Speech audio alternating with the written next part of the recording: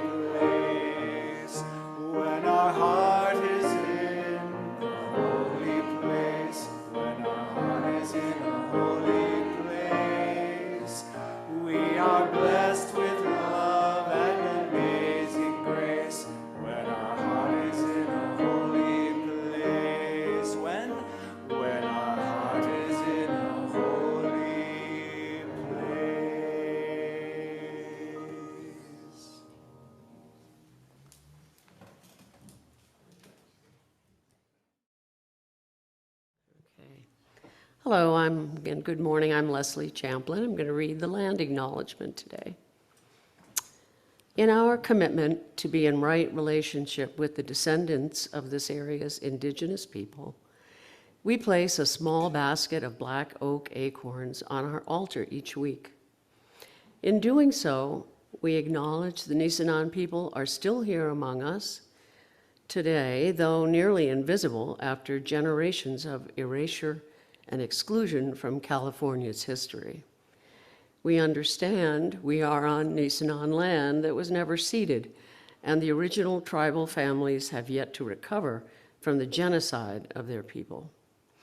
As residents or visitors in Nisenan land, we support the Nevada City Rancheria Nisenan tribe in efforts to stabilize their people, as well as the campaign to restore tribal sovereignty through federal recognition.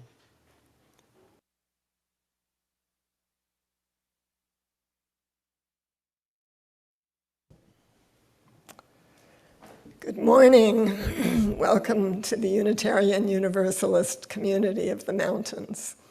I'm Cheryl Morris, here with Kevin and Gail and others who are part of the service today, members and soon-to-be members.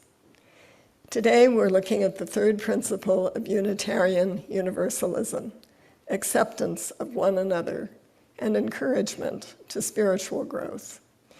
It's interesting that those two phrases are paired. Given our first principle, the inherent worth and dignity of every person, I was surprised that acceptance of each other would be named separately. I was also surprised to learn that our new spirituality group came into being because some felt a need to talk about spirituality without the risk of feeling judged. Obviously, I am still new to the complexity of being a UU. Because of our diverse backgrounds and experiences, some are uncomfortable with words such as spiritual, or worship, or sacred. I'd like to draw on the words of Ralph Waldo Emerson, a Unitarian minister, as we begin this morning. He wrote, "A person will worship something, have no doubt about that. We may think our tribute is paid in secret in the dark recesses of our hearts, but it will out. That which dominates our imaginations and our thoughts will determine our lives and character. Therefore, it behooves us to be careful what we worship, for what we are worshiping, we are becoming." No matter what words we use, Emerson suggests that whatever is deepest within us, in the core of our being, shapes us. And the more we feed it, the stronger it grows. Our speakers today will tell us what feeds them, and we can in turn reflect on what feeds us. Let us bring open hearts and open minds this morning. Welcome to all who are with us.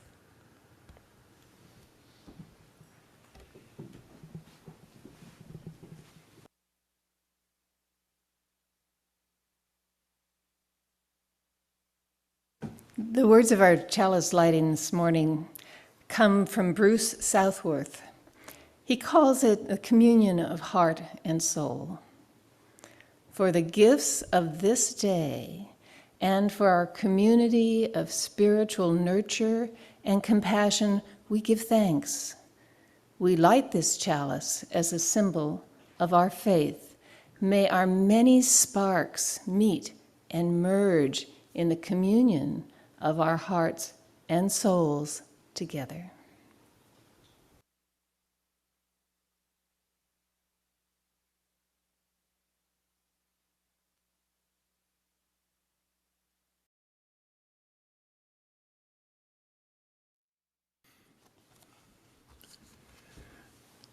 For our wisdom for all ages today, we're reading A Stone Sat Still by Brendan Wenzel, used with the permission of Chronicle Books.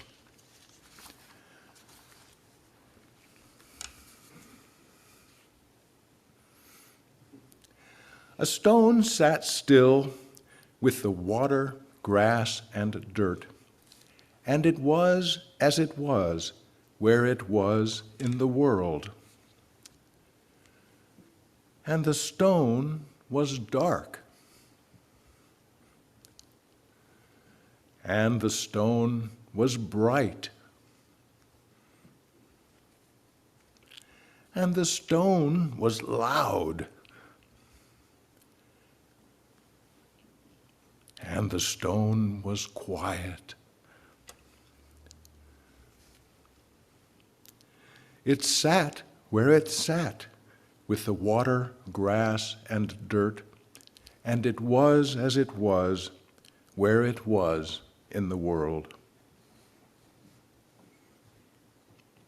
And the stone was rough, and the stone was smooth, and the stone was green, red, purple, and blue. And the stone was a pebble,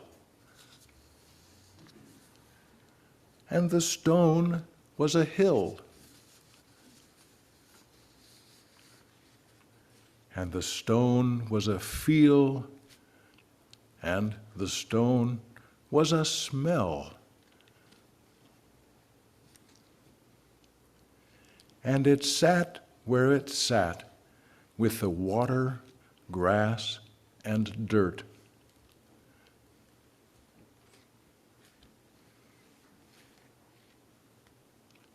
And it was as it was, where it was in the world.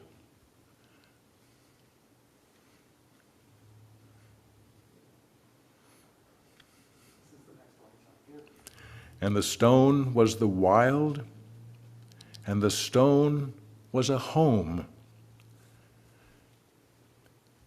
And the stone was a kitchen, and the stone was a throne. And the stone was a marker, and a map, and a maze.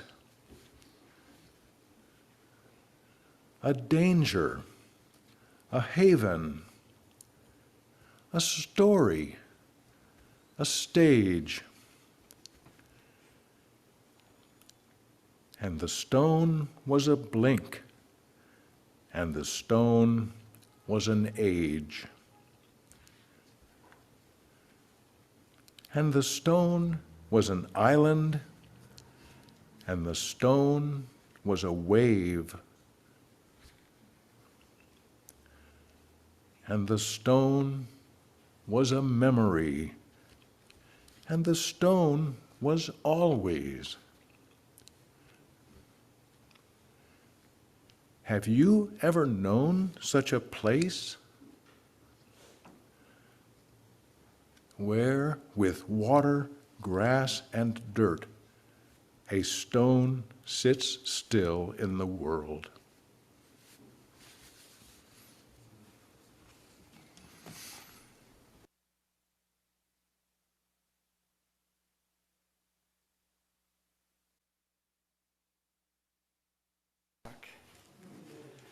So if any of our youngest members would like to be going to Kids Connection today, and even if not, we'd love to sing. We'd love to sing you on your way with the verse of This Little Light of Mine. I invite you to rise in body or in spirit and to sing.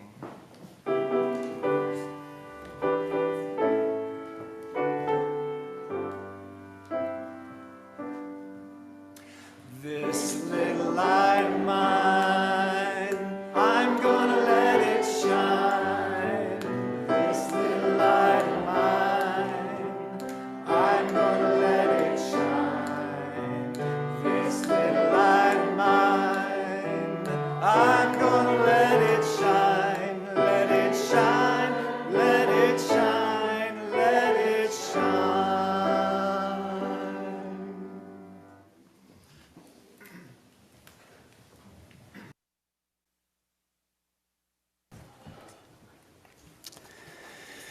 In the tradition of my childhood, there was a time in every service for what were called prayers of the faithful. These were petitionary prayers, right? Prayers asking for healing, asking for hope, asking for kindness.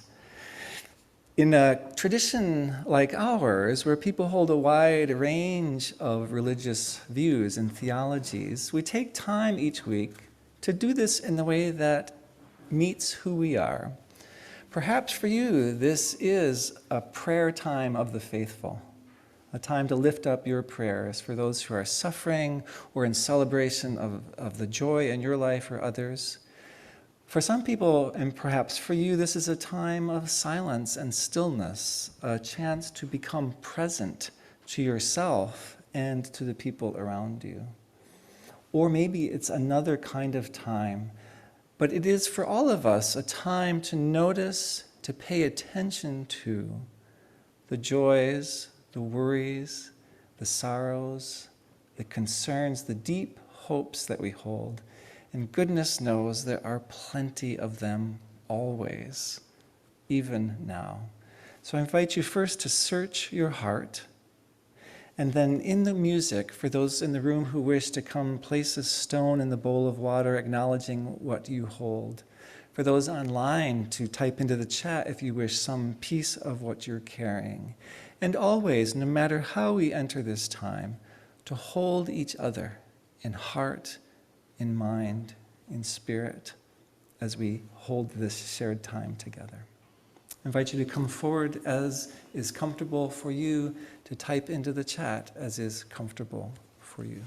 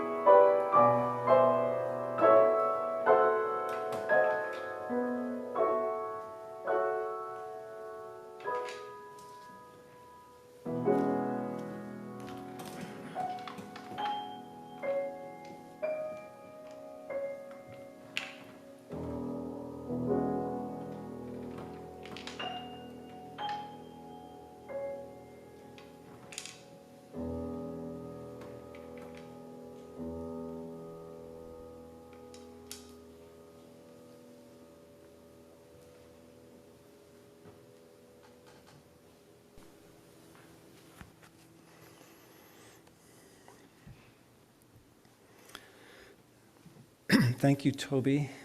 The music speaking to the complexities. Oh my goodness. Beauty and the complexities. As does the ritual. Some people place their stones quietly, some less quietly, some surprised by the less quietly. I know there are stones for healing in there. I know there are stones for a wedding in there. I know there are stones for concerns for the world, the nation, in there. For all that they hold, I will invite us in a few moments into some shared silence, that powerful shared silence that we can hold together. We're going to lead into it with some words and some music. They are intended to help you turn inward into that silence that we will hold.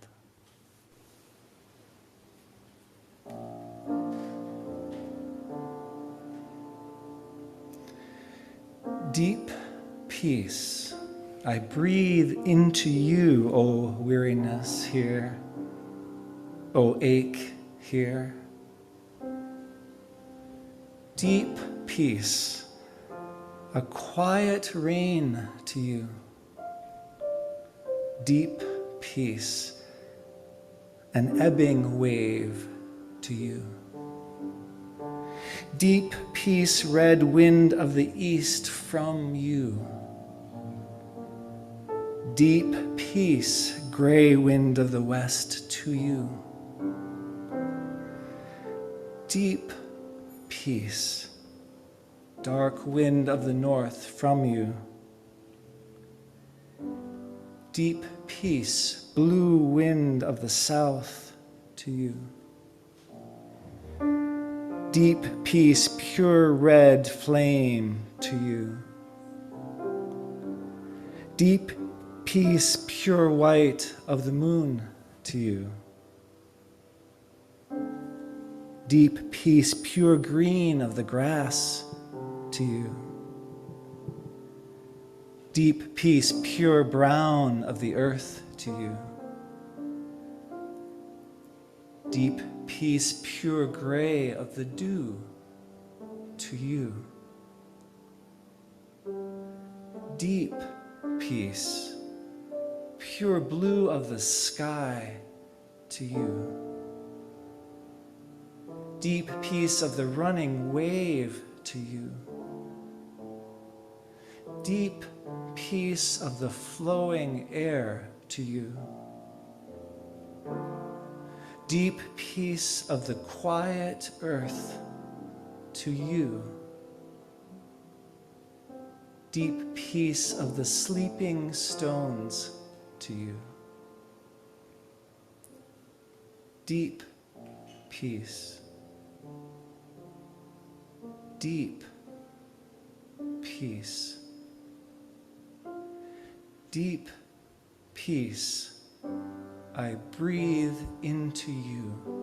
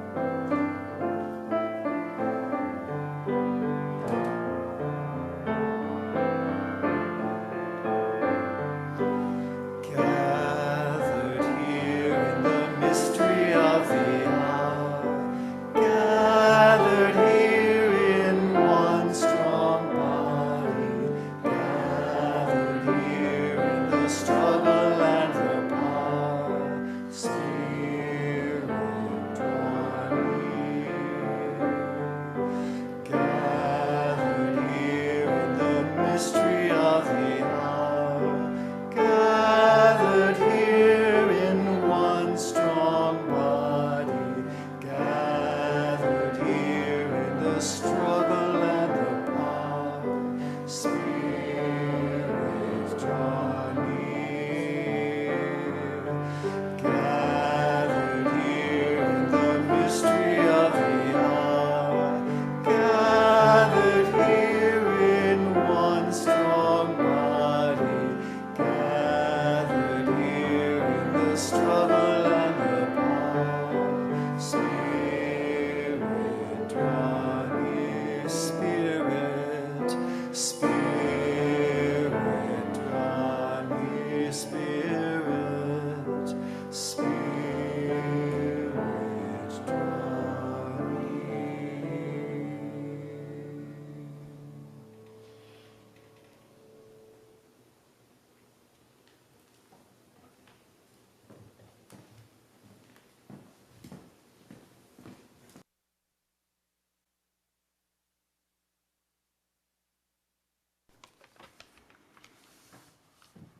Some words by William Wordsworth. For I have learned to look on nature not as in the hour of thoughtless youth, but hearing oftentimes the still, sad music of humanity, not harsh nor grating, though of ample power to chasten and subdue. And I have felt a presence that stimulates me with the joy of elevated thoughts, a sense sublime of something far more deeply interfused, whose dwelling is the light of the setting sun and the round ocean and the living air, a motion and a spirit that impels all thinking things, all objects of thought, and rolls through all things.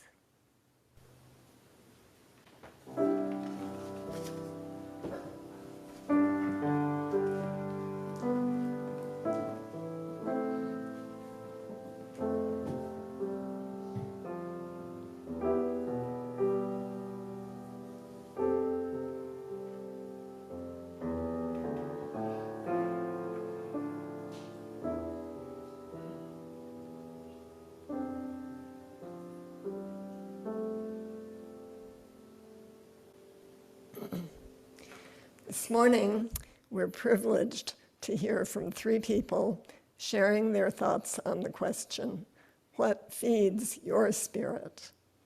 Their reflections are personal, thoughtful, and thought-provoking. I know you welcome and thank them as I do. We're going to hear from Jenny Dewey, Julia Park Tracey speaking over Zoom because she's getting over COVID, and then Jeff Gold. So first up is Jenny Dewey.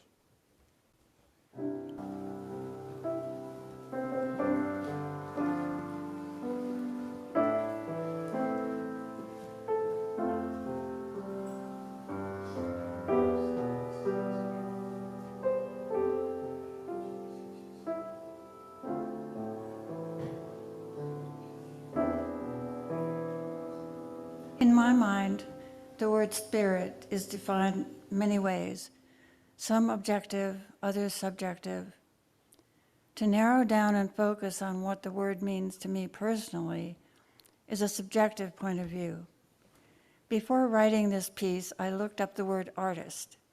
I discovered that the thesaurus has roughly 26 synonyms To name a few favorites: harmonious, ornamental, cultured, sublime, and picturesque. As a small child fascinated by creating images, it never occurred to me to use the word artist to describe myself, nor did I feel ornamental, sublime, or harmonious. Drawing and writing were then, as now, like an arm or a leg, an essential part of me, never questioned. I was 12 when I learned about a contest UNICEF was sponsoring. Children from around the world were asked to submit artwork, and at the conclusion of the contest, there would be prizes and recognition. I decided to submit a drawing. We lived far out in the country in northern New Mexico. I was familiar with mission churches and monasteries and monks. The monks fascinated me. They were solemn, unique in their robes and sandals. The subject of my drawing was one of these monks. I submitted the picture and waited. Many weeks later, a package arrived addressed to me. This in itself was a first. I never got mail. Inside the package was a robe from India. It was red, yellow, blue, and green. It was also the right size for an adult. My mother took possession of the robe. Even so, I was proud, and beyond that, I began to describe myself as an artist. The recognition I received from the contest was a turning point.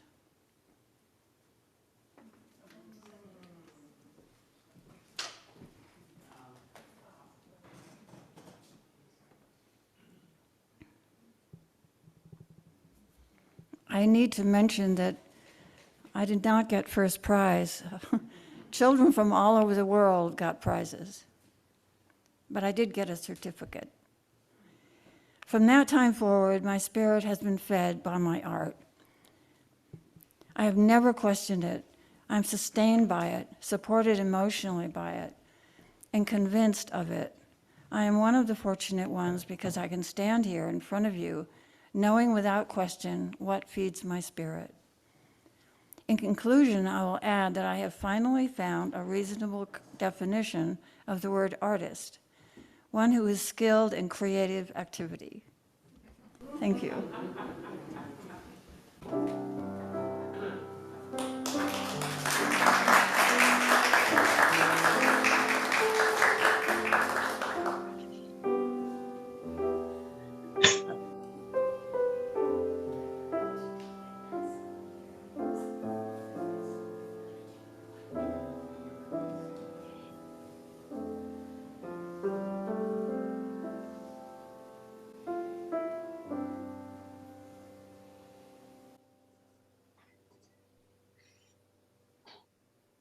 I'm not a great gardener.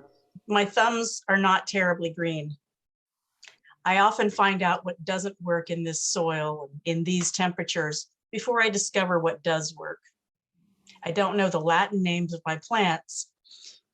Rather, I go out of my way to learn the folk names, like cranesbill instead of geranium, the devil's nettle for yarrow, the tooth of the lion, and the day's eye. I wouldn't call it a witch's garden, but really, aren't all gardens magical in some way? When I want to call down the 4 elements, I sit in my garden, where the clean smell of earth blends with the fragrance of scented cranesbill, lemon balm, and spearmint. I watch the jeweled dragonflies hover and alight near the pond or the bird baths. I listen for the wind chimes and the calls of goldfinch, of red-shouldered hawk, of Steller's jay and robin. I set a match to the fire pit. I light the night with solar twinkles and delight in the red-hot pokers and fiery oranges and yellows of my flowers. My garden is a habitat, a laboratory, a botanic. Snails gather at the pond's edge, ants scurry from underground, and a squirrel and her offspring own the walnut tree.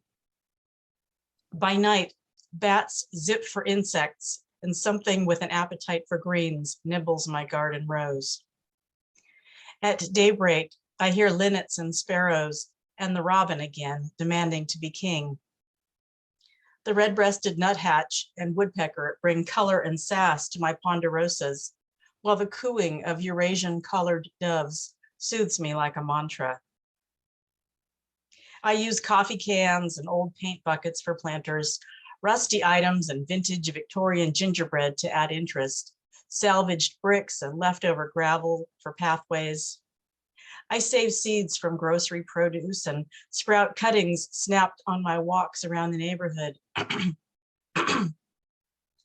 I kidnap frogs from the front yard for the back pond.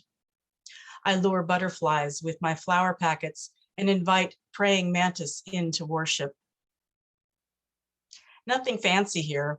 You won't find sharp lines or heavy pruning, but you'll find me several times a day drifting outside in pajamas and a sun hat, coffee cup in hand, to see if I've truly vanquished the earwigs, or if the Spanish musica string beans that Teresa recommended have started to climb, or if perhaps, just maybe, there's a ripe strawberry to eat. Midday, afternoon, evening, and in the darkest nights, I go to my garden for a dose of dirt Prozac, to refill my spoons, to quench my dry spirit. There's nothing here out of the ordinary. Just enough, though, to keep me going through the roughest patches, the golden days, just everything. This is my church, where I go when I'm needy, hungry, broken, and where I refill what is empty. This much I have learned along the way. This much I treasure.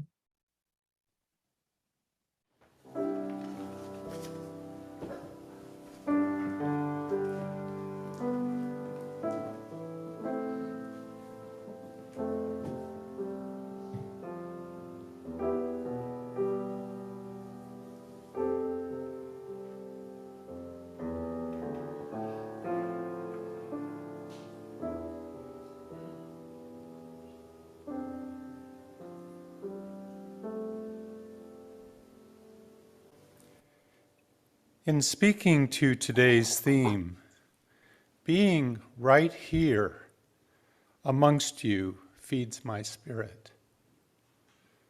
My life partner, Carol Nimick, and I have been looking for a deeper connection to our community and within ourselves.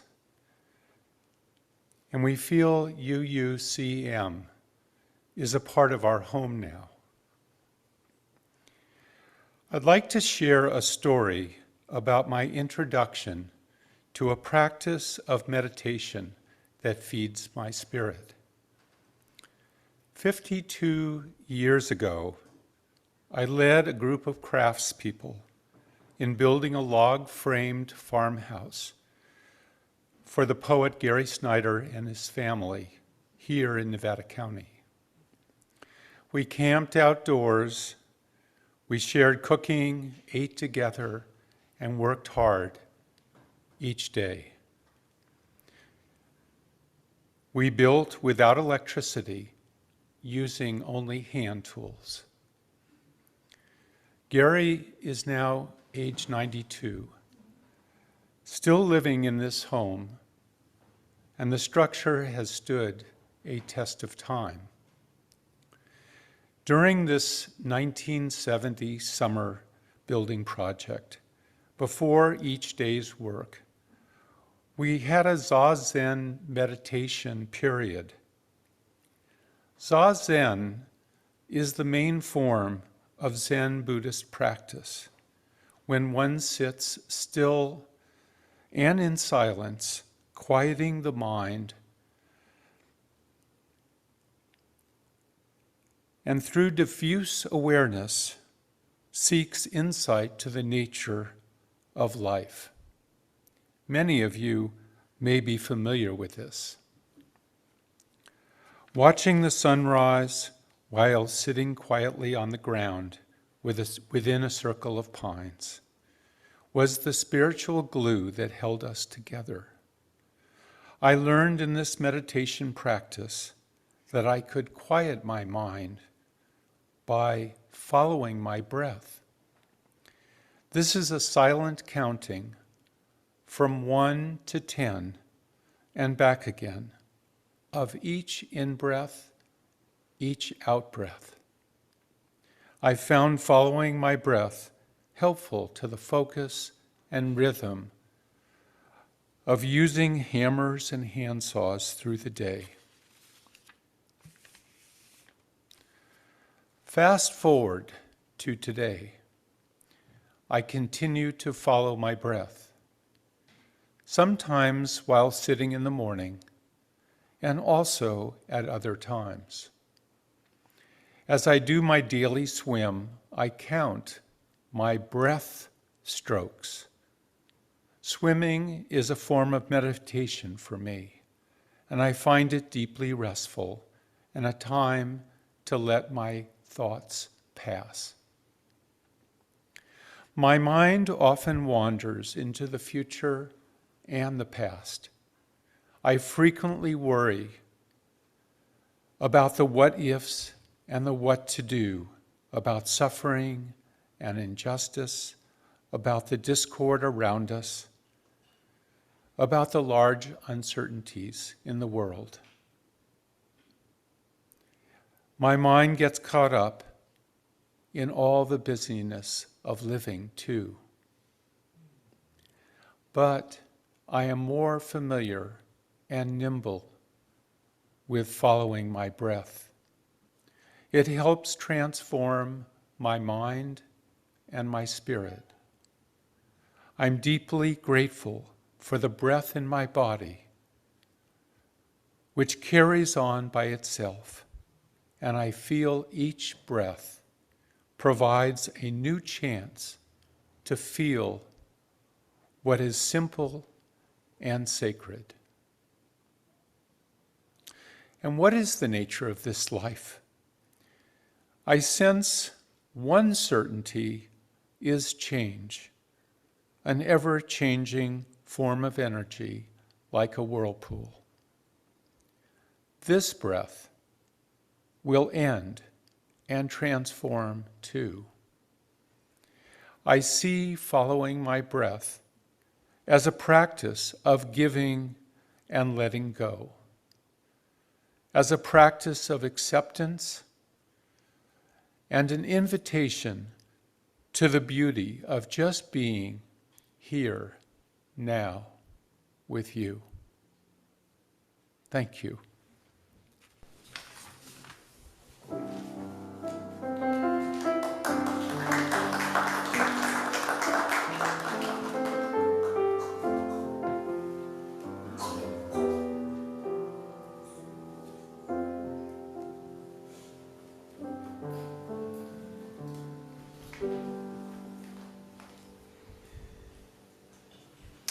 Well, I'm glad you clapped, because if you hadn't, I was going to instruct you to do so. Those were wonderful speakers. Thank you so much.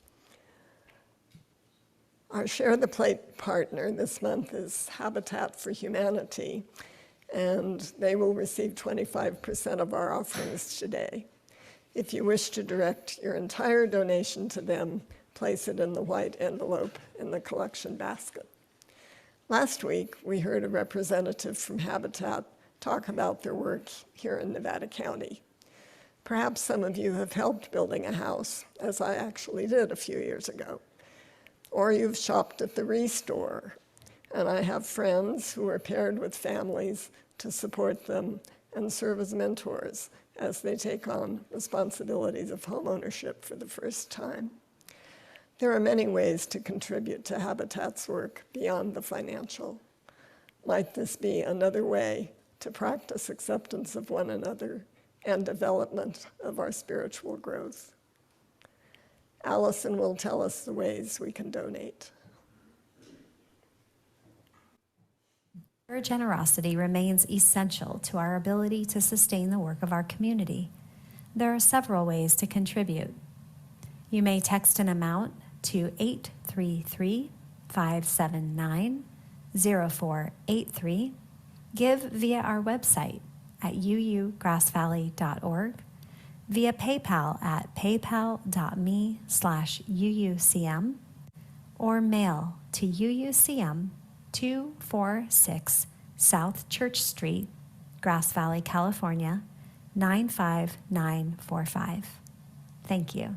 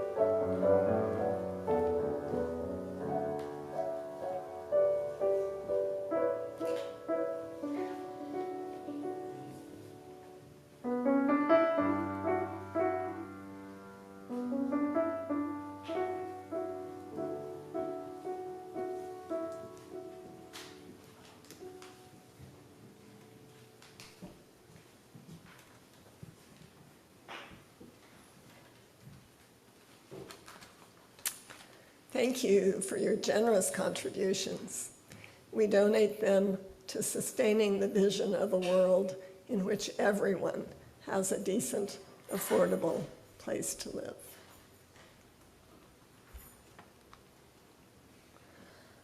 Oh my goodness, lots and lots of people to thank today. Gail, for my worship associate, Kevin, of course, for making everything happen.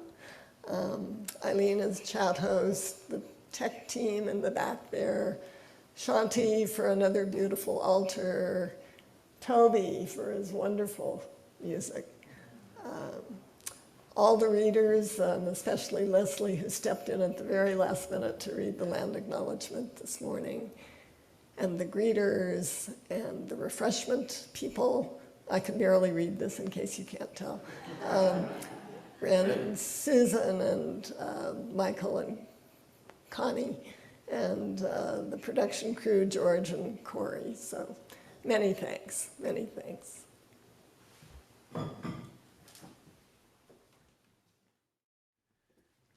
And special thanks to Cheryl for being our worship leader today, for planning, designing, organizing, inviting speakers, shepherding speakers. Thank you. Beautifully done. Many of you will have recognized that deep peace language, right? It's often referred to as the Gaelic blessing or the Celtic blessing. Much loved, right? It has the aura of an ancient text. It's often described as being from an ancient Runic text, but in truth, it was written about 1900 or so, turn of the century, by a Scottish writer, Fiona MacLeod, which is the pseudonym of William Sharp, who was part of the Victorian Celtic revival, looking for inspiration and wisdom and insight from this sought-after past. That the words themselves are not as old as imagined, and perhaps from an unexpected source, takes nothing away from the power of their blessing. True?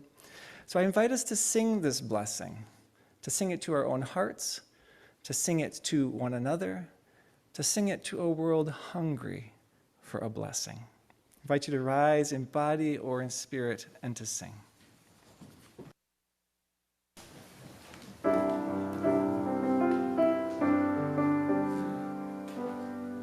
The whole thing,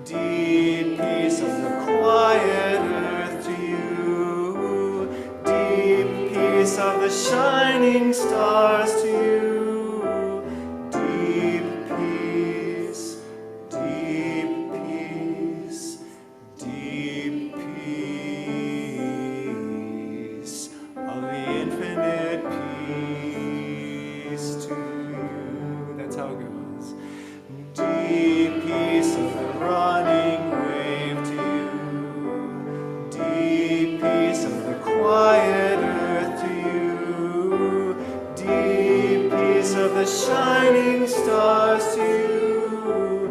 Deep peace, deep peace, deep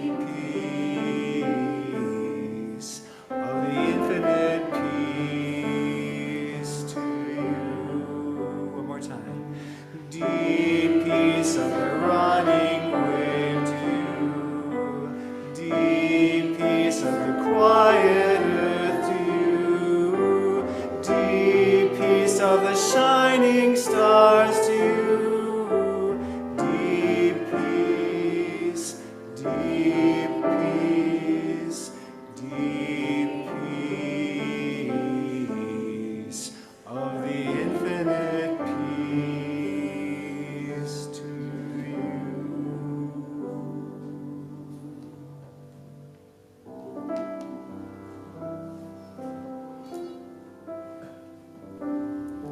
From Eric Walker Wickstrom. If you are who you were, and if the person next to you is who they were, if none of us has changed since the day we came in here, we have failed.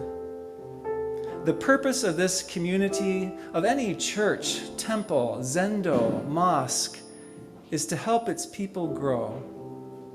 We do this through encounters with the unknown, in ourselves, in one another, in the other, whoever that might be for us, however hard that might be for us. Because these encounters with the unknown have many gifts to offer. So may we all go forth from here this morning. May you go forth from here this morning, not who you were, but who you could be, who you might be, who you are becoming. So may we all. And sharing that blessing for each other, I invite us to share in this community benediction, this reminder that we are connected. Together, let us carry the flame of peace and love until we meet again.